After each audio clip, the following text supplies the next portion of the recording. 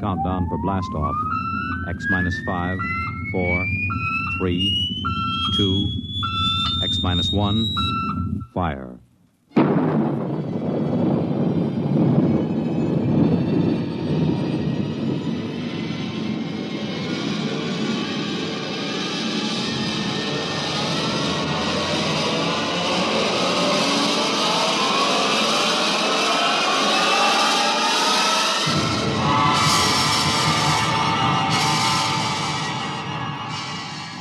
From the far horizons of the unknown come transcribed tales of new dimensions in time and space.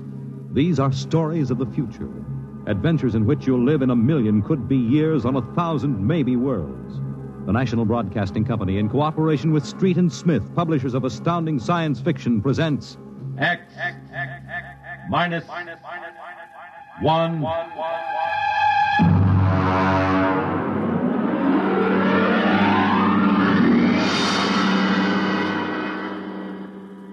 Tonight, the Ray Bradbury story entitled, And the Moon Be Still as Bright.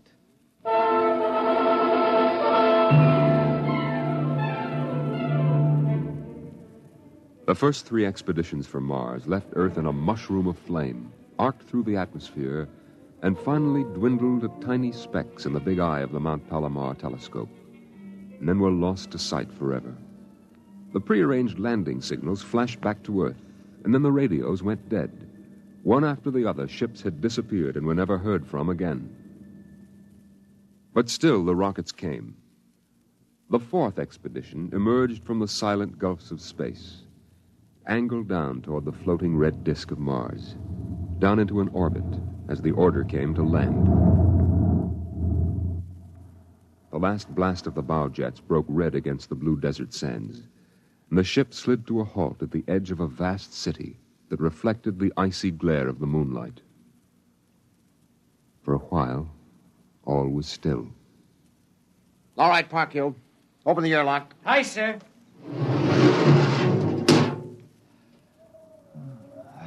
Fresh air. Hey, it's cold out here. Who cares? We got here. I thought I'd never hit solid ground again. Hey, how about a fire, Captain Wiley? It's freezing. Later. We have work to do. Oh, smell that air. Well, you could get drunk on it. Say, there's an idea. Why don't we break out a bottle and celebrate? Biggs, there will be no drinking done till we're secured. But we're landed, Captain. 3 other expeditions landed and disappeared within 24 hours. Now, we're not relaxing security till we find out what happened to them. What do you mean, maybe Martians? Sender, you're an archaeologist. How old would you say they are? I can't tell till I study them more closely. It's a kind of engineering we couldn't duplicate on Earth. Well, I'm not interested in the architecture now. I want to make sure there's nothing there that might be dangerous. Mr. Hathaway. Yes, sir? I want you and Spender to take a reconnaissance party into the city and find out what's there. We'll set up camp here. No man is to go more than 50 feet from this rocket. And there'll be no celebration till Hathaway and his party report back.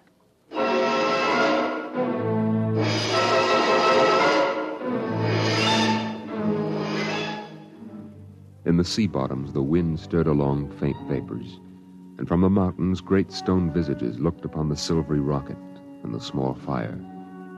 The sky was black overhead, as the 2 racing moons threw knife-edged double shadows on the desert. All right, come and get it. Ciao. Hey, what do you got to eat, Cherokee? Sawdust smothered in cold chicken fat. Good. I thought it was something I couldn't eat. Hey, Captain. Mr. Hathaway's back. Oh, Captain Wilder. Oh, yes, over here, Mr. Hathaway. Well? Most of the city's dead. Spender says it's been dead a good many thousand years, but we found one part about a mile over What toward about the... it? People were living in it last week, sir. People? Martians. Where are they now? Dead. We found bodies, thousands of bodies. They hadn't been dead more than 10 days. What did they die of? You won't believe it. What killed them? Chicken pox. Chicken pox? Yes. Where could they get chicken pox? From Earth. Oh, then the other rockets did get through. Yes. I don't know what the Martians did to them, but I sure know what they did to the Martians. They gave them chicken pox and wiped them out. They just didn't have any resistance to an Earth disease. Think of it, Captain. A race builds itself for 1 million years, refines itself, does everything it can to give itself respect and beauty, and then it dies. Of what? It's like saying the Greeks died of mumps or the proud Roman Empire collapsed because of athlete's foot. We didn't even give them a decent excuse for dying. We just gave them chicken pox. Spender, get hold of yourself. You didn't see those bodies, Captain. Yes, I know. It must have been a shock. You need a rest, a little relaxation. The Martians are dead. There's nothing you can do about that now. Hey, you hear that? The Martians are all dead. Come on, let's break out a bottle and hoop it up. How about a case, eh? Oh, good Lord. They have to do that now? Isn't there time later to throw old beer cans into the canals? Spender, you're an idealist. They're not. All they know now is that they're safe. Little shouting won't hurt. You think too much. I was safe on Mars. The first Earthmen on Mars. We're going to celebrate. Yahoo!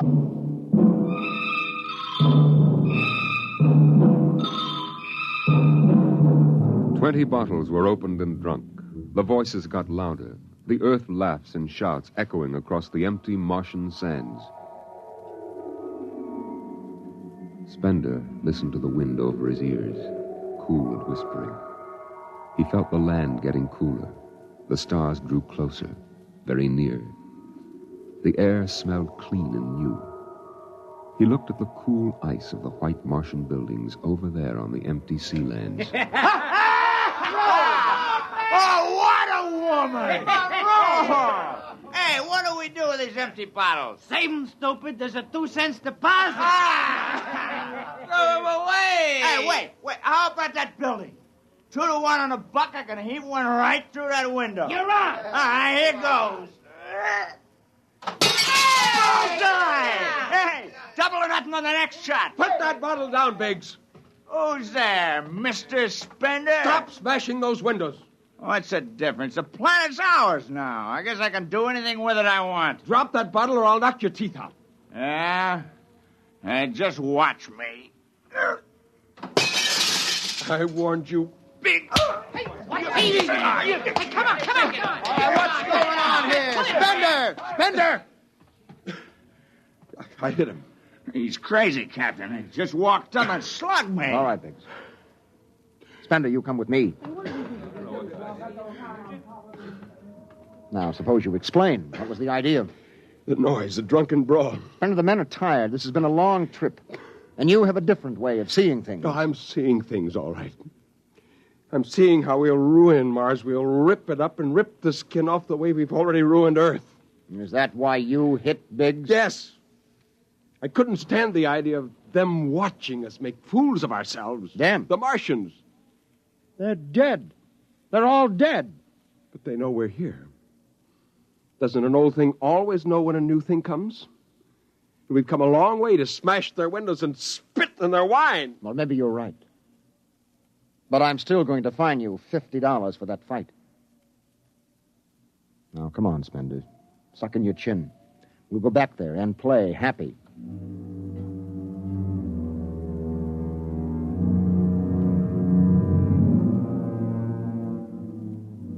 Now they moved out into the moonlight across the desert. They made their way into the dreaming, dead city. The light of the racing twin moons glinted on the barrel of a pistol, the long blade of a machete, the round, gurgling shape of a raised bottle. The wind blew in from the dead sea bottom and brushed through the silvery wire filigree of the towers. Strange music drifted down to the double-shadowed streets, a thin, haunted music that played as it had played through the uncounted years of time. Nobody moved. The moons held and froze them. The wind beat slowly around them. Hey! Hey, you people in the city! Biggs! I just want to make a little noise. What kind of a celebration is this, anyway? Come on. They built this city thousands of years ago. And now where are they? How did they die? Who cares? They're dead. That's good enough for me. Lord Byron. What? Lord Byron, a 19th century poet. He wrote a poem that fits this city. Might have been written by the last Martian poet. So we'll go no more a-roving so late into the night. Though the heart be still as loving, though the moon be still as bright. For the sword outwears its sheath, and the soul outwears its breast. And the heart must pause to breathe, and love itself must rest. Though the night was made for loving, and the day returns too soon, yet we'll go no more a-roving by the light of the moon.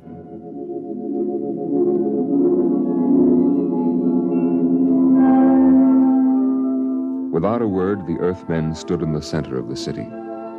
It was a clear night. There was not a sound except the music of the wind. At their feet lay a tile court, worked into the shapes of ancient animals and images. They stood there, silvered by the double moons beneath the crystal towers of Mars. And then Biggs was sick, and the sour stench of liquor filled the cool air.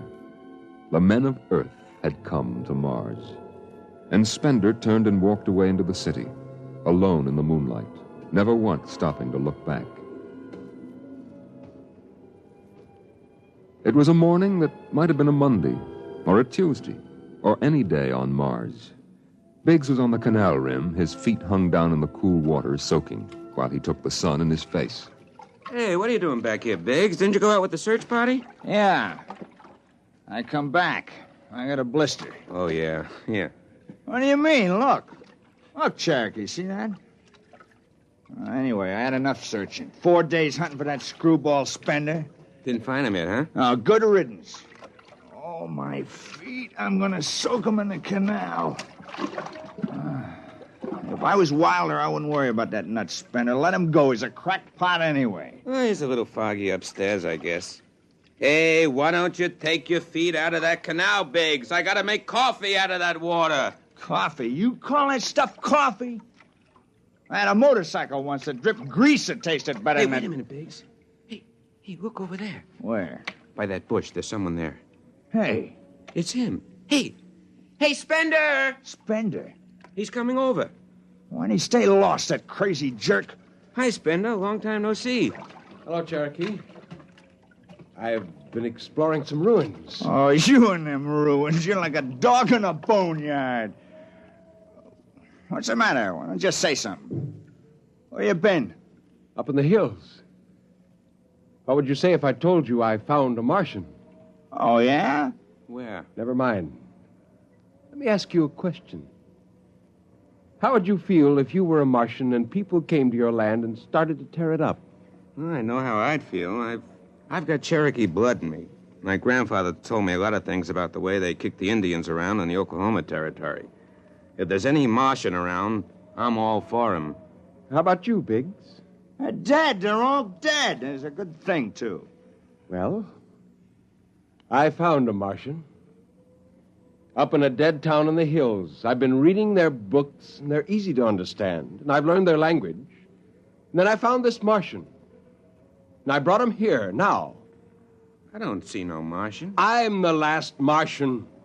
What did you say? Biggs, I'm going to kill you. Oh, cut it out. What kind of a lousy joke is that? And now, don't put that gun away.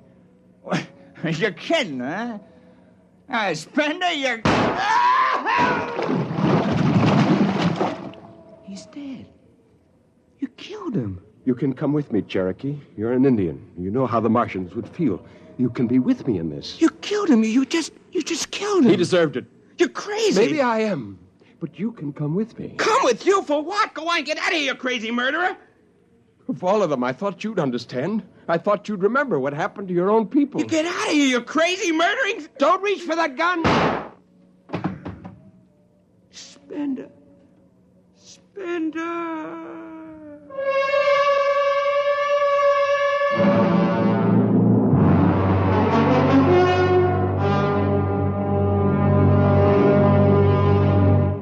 Hathaway, break out the arms locker. Issue pistols, rifles, and grenades. Yes, sir? And you'd better get the Bible out of the navigation chest. We have to bury these two.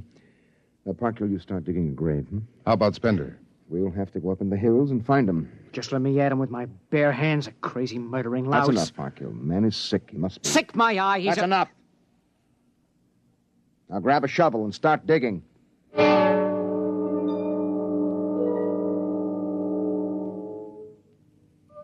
Spender saw the thin dust rising in the valley, and he knew the pursuit was beginning.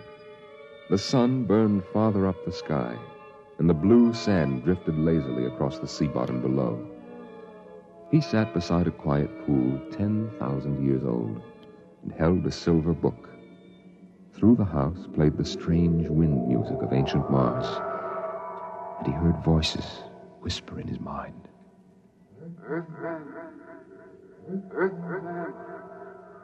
I hear you. I've always heard you, even down there on Earth.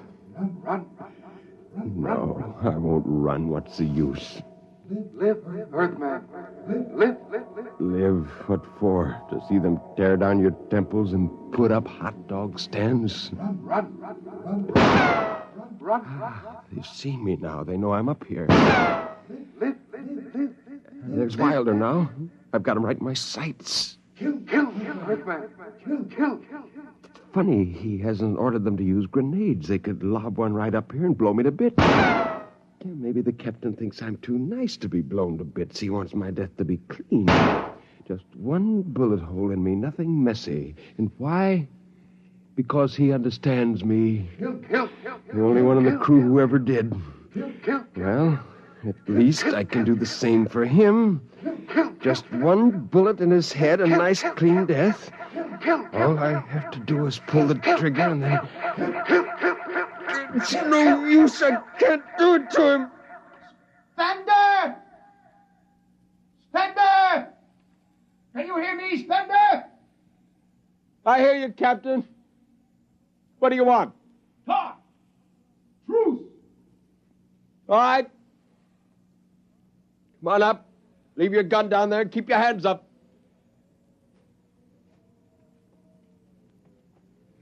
Oh. That's quite a climb. You mind if I sit down? How long do you think you can hold out? Until you're all dead. Oh, why didn't you kill all of us this morning when you had the chance? You could have. I know. I got sick. After I started killing people, I realized they were just fools and I shouldn't be killing them, but it was too late. So I came up here where I could get angry again. Why did you do it? When I was a kid, my folks took me to visit Mexico City. I'll always remember the way my father acted, loud and big. And my mother didn't like the people because she thought they didn't wash enough.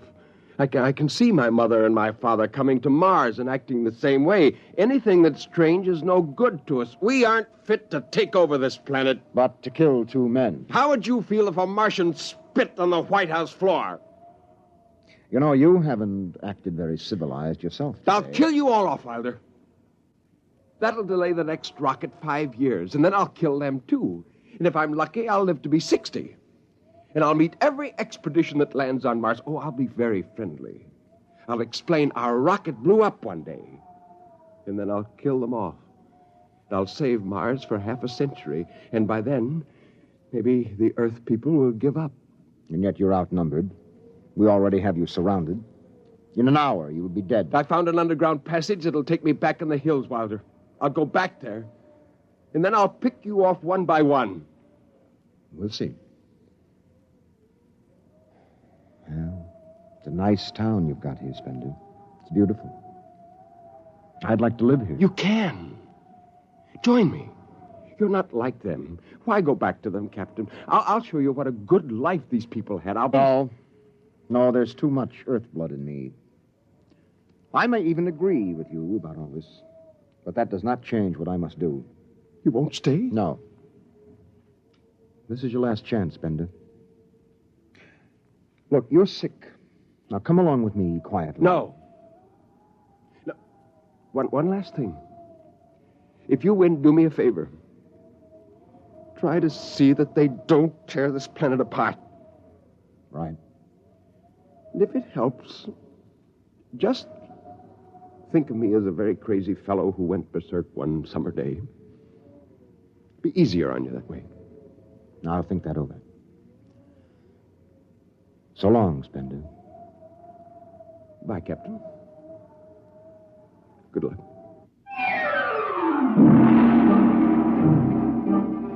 The men spread out again, walking and then running on the hot hillside places where there would be sudden cool grottos that smelled of moss, and sudden open blasting places that smelled of sun or stone. The men ran and ducked and ran and squatted in the shadows. I'll blow his brains! Captain Wilder hugged the rock warmed by the sun. He gasped, for the air was thin and not meant for running. Spender lay at the top of a hill, and a gap in the rocks showed the white of his shirt against the shadows. Wilder looked at the towers of the little, clean Martian village, like sharply carved chess pieces lying in the afternoon. He saw the rocks, and the interval between, where Spender's chest was revealed.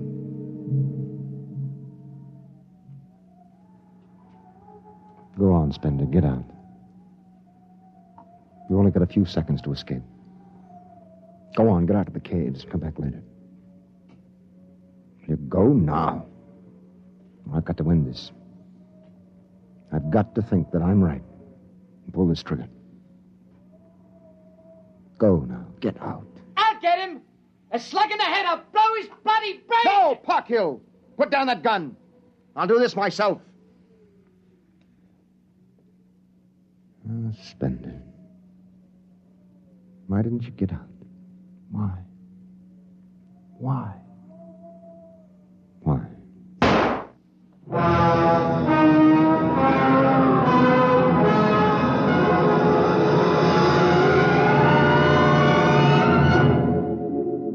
They buried him in that ancient valley town, where the music of the wind played on through the days and the nights. They laid him in an ancient silver sarcophagus with waxes and wines which were 10,000 years old, his hands folded on his chest. The last they saw of him was his peaceful face in the cold silver light of the racing twin moons. The captain found the poem in Spender's pocket, and he read it before he shut the marble door. So we'll go no more a-roving so late into the night. Though the heart be still as loving, and the moon be still as bright. Though the night was made for loving, and the day returns too soon, yet we'll go no more a-roving by the light of the moon.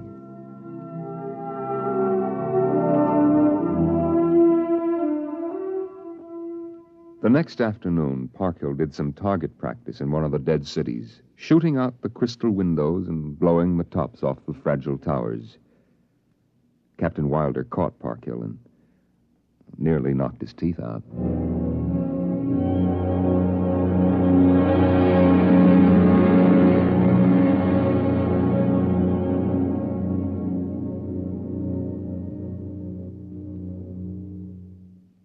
You have just heard X-1, presented by the National Broadcasting Company in cooperation with Street and Smith, publishers of astounding science fiction. Tonight, by transcription, X-1 has brought you the Ray Bradbury story, And the Moon Be Still as Bright, adapted for radio by Ernest Kinoy. Featured in the cast were John Larkin, Clarke Gordon, Dick Hamilton, Nelson Olmsted, Lawrence Kerr, and Stan Early. Your narrator was Norman Rose. Your announcer, Fred Collins. X-1 was directed by Daniel Sutter and is an NBC Radio Network production.